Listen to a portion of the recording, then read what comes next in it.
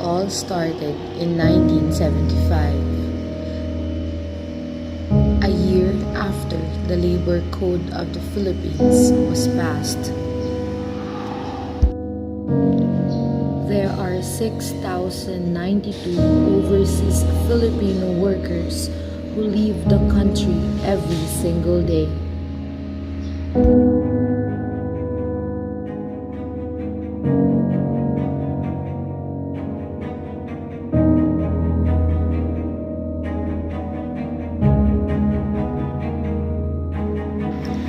In 2007, based on the records of the Bangko Sentral ng Pilipinas, overseas Filipino workers remit 14.1 billion US dollars and it holds 10% of the gross national product of the Philippines.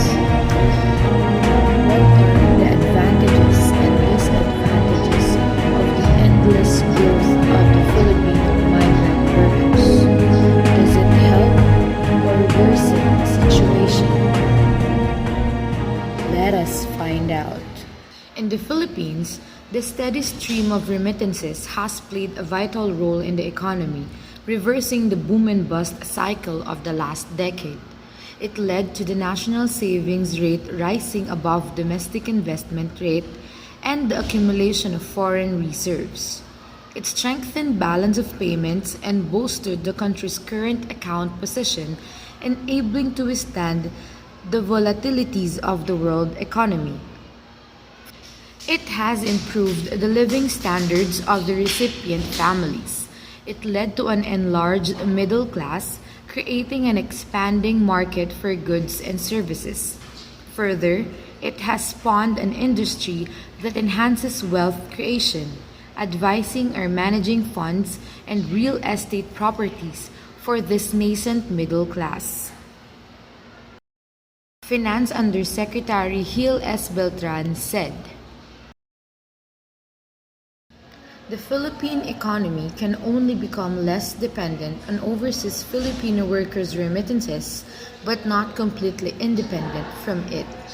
National Economic and Development Authority National Planning and Policy Staff Director Rosemary De Leon said, "The inflow of remittances is about 30% the earnings of our export sector in nominal terms.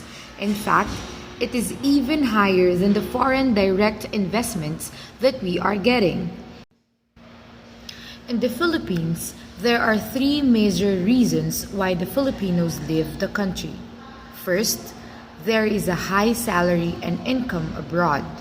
Second, the high unemployment rate in the Philippines. And lastly, the unstable condition of the Philippines.